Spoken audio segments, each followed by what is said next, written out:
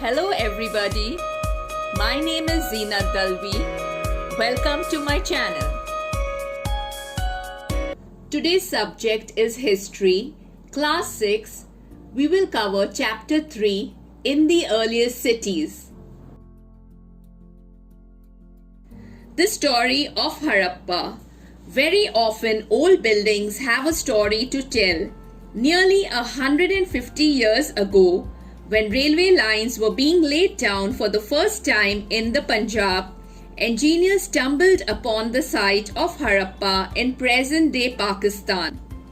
To them, it seemed like a mound that was a rich source of ready-made high-quality bricks. So they carried off thousands of bricks from the walls of the old buildings of the city to build railway lines. Many buildings were completely destroyed. Then, about 80 years ago, archaeologists found the site and realized that this was one of the oldest cities in the subcontinent. As Harappa was the first city to be discovered, all other sites from where similar buildings and other things were found were described as Harappan. These cities developed about 4,700 years ago. This map shows a few of the earliest cities in the subcontinent. These cities were found in Punjab and Sindh in Pakistan, and in Gujarat, Rajasthan, Haryana and Punjab in India. Archaeologists have found a set of unique objects in almost all these cities. Red pottery painted with designs in black, stone weights, seals, special beads, copper tools and parallel long stone blades. What was special about these cities? Many of these cities were divided into two parts. The part to the west was smaller but higher and was called the citadel. This area of the city was built on top of a mound of bricks almost 12 meters high. A large staircase ran up the side of this mound. Several large buildings and structures on the citadel mound suggest that this area may have been used for public gatherings, religious activities, or important administrative activities. The part to the east was larger but lower and was called the lower town. This was the residential area where the common people lived. Walls of baked bricks were built around each part. The bricks were well baked. The bricks were laid in an interlocking pattern that made the walls strong. The Great Bath. This is a very important topic from the examination point of view, as many questions are based on this topic. It is also very interesting and fascinating. The Great Bath is one of the best known remarkable structures among the ruins of the ancient Harappan civilization. It was a very special tank built on the citadel in Mohenjo-daro. This was lined with bricks coated with plaster and made watertight with a natural layer of tar. There were steps leading down to it from two sides. There were rooms on all the sides. Water was probably brought in from a well and drained out after use. Perhaps important people took a dip in this tank on special occasions. Cities like Kalibangan and Lothal had fire altars where sacrifices may have been performed. Some cities like Mohenjo-daro, Harappa and Lothal had elaborate storehouses. We move on to houses, drains and streets. Houses. Houses were either 1 or 2 stories high. Rooms were built around a courtyard. Most houses had separate bathing areas. Some had wells to supply water. Drains. One of the most distinguishing and unique features of the Harappan cities was the drainage system. The drainage system of the cities was very well planned and developed. The drains were covered. They were laid out in straight lines. Each drain had a gentle slope so that water would flow through it. Drains in houses were connected to those on the streets. Smaller drains led into bigger drains. Inspection holes were provided at intervals to clean the drains. Streets. The roads and streets intersected at right angles with covered drains along the road. Houses were built on either side of the roads and streets. Life in the city. A Harappan city was a very busy place. Rulers. The rulers planned the construction of special buildings in the city. It is likely that the rulers sent people to distant lands to get metal, precious stones, and other things they wanted. They may have kept the most valuable objects, such as ornaments of gold and silver, or beautiful beads for themselves. Scribes. Scribes were people who knew how to write. They helped to prepare the seals. They may have written on other materials that have not survived. Craftspersons. They made all kinds of things, either in their own homes or in special workshops.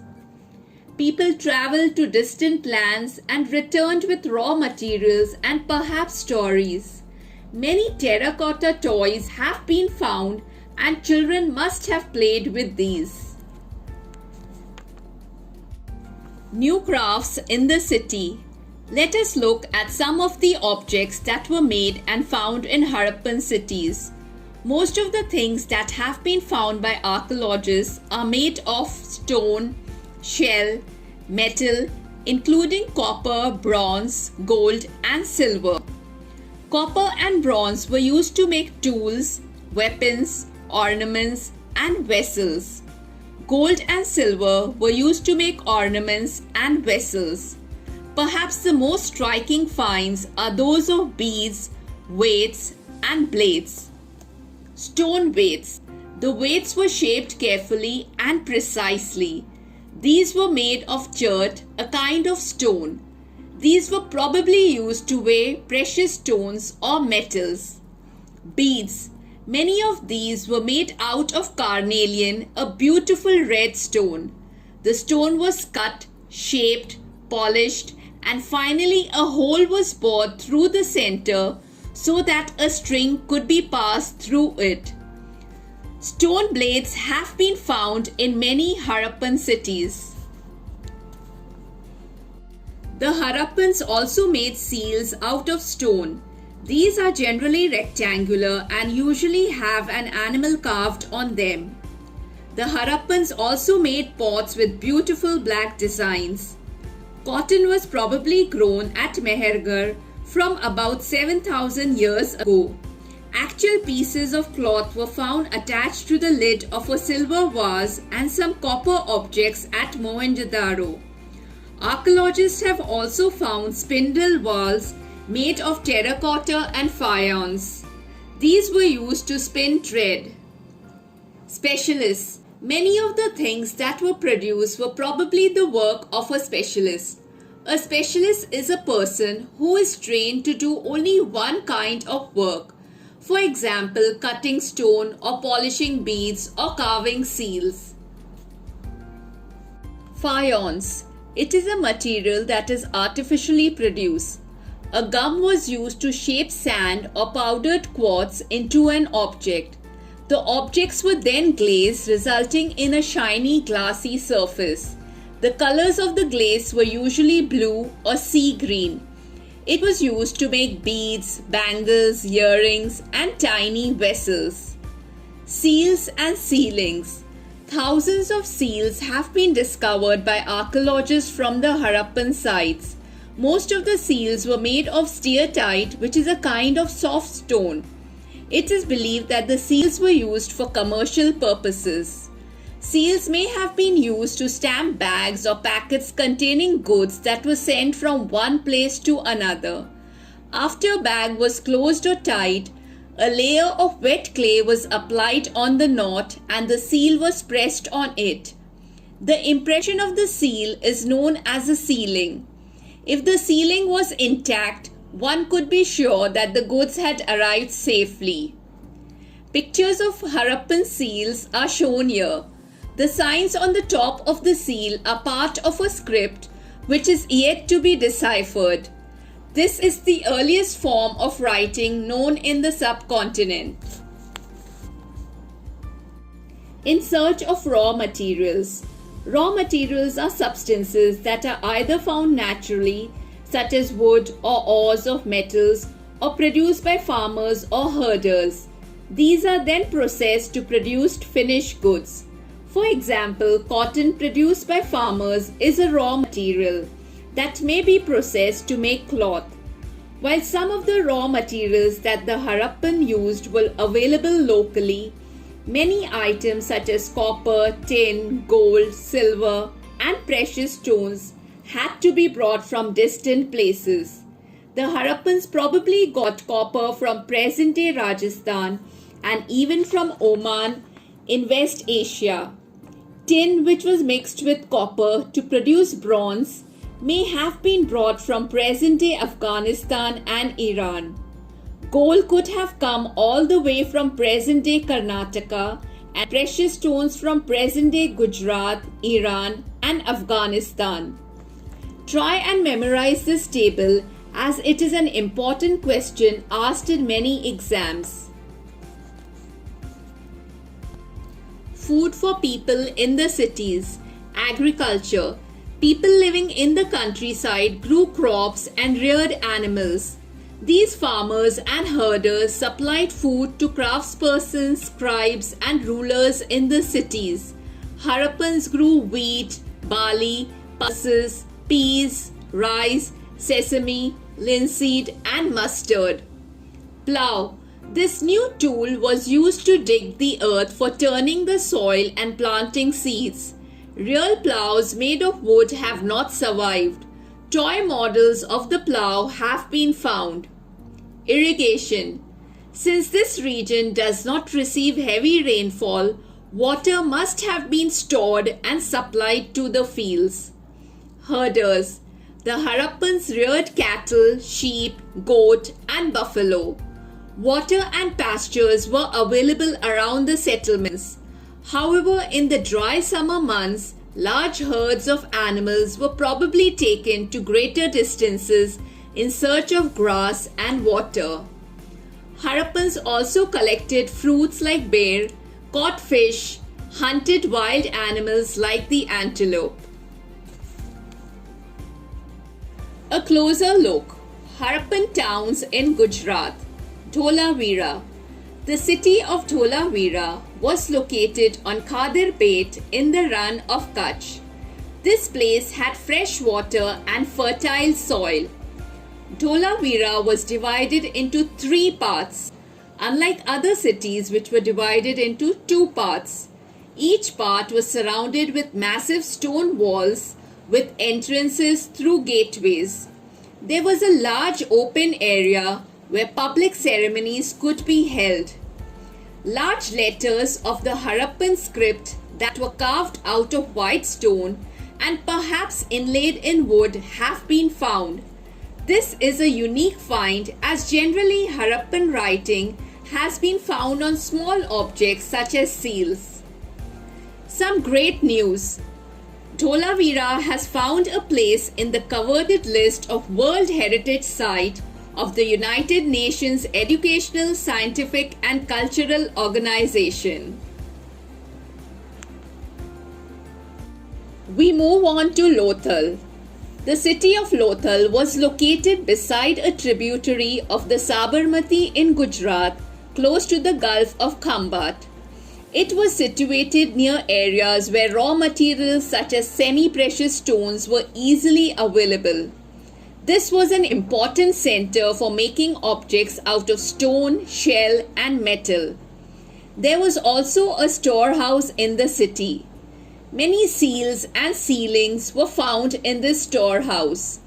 A building found here was a workshop for making beads as pieces of stone, half-made beads, tools for bead making and finished beads have all been found here. Dockyard at Lothal. This huge tank may have been a dockyard. where boats and ships came in from the sea and through the river channel. Goods were probably loaded and unloaded here.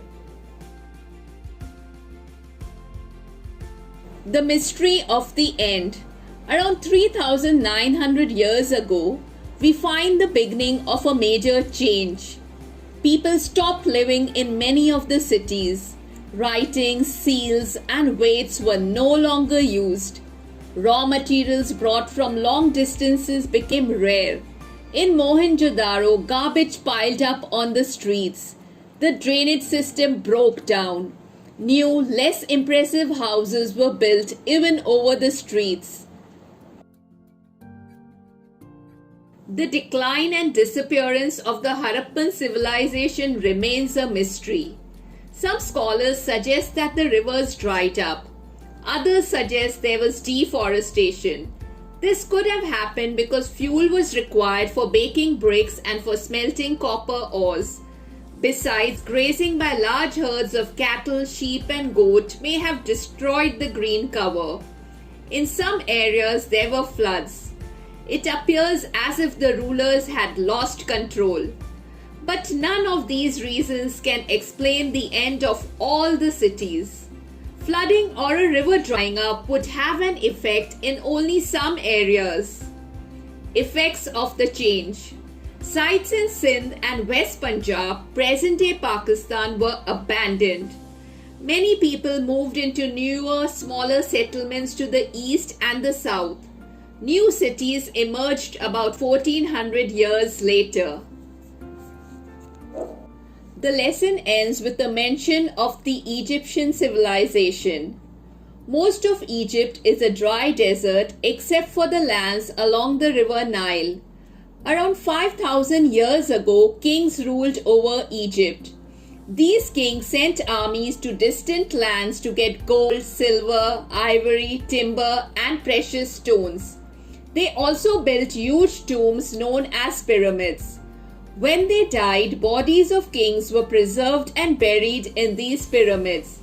These carefully preserved bodies are known as mummies. A large number of objects were also buried with them. These included food and drink, clothes, ornaments, utensils, musical instruments, weapons, and animals. Sometimes even serving men and women were buried with the rulers. These are amongst the most elaborate burials known in world history. Time to test your knowledge. Worksheet number 1. You have to choose the correct answer from the two options given. Please pause the video and try this worksheet. The answers to worksheet number 1 are given here. Please check your answers. Worksheet number 2. You may pause the video and attempt this worksheet. The answers to worksheet number 2 are given here. Kindly check your answers.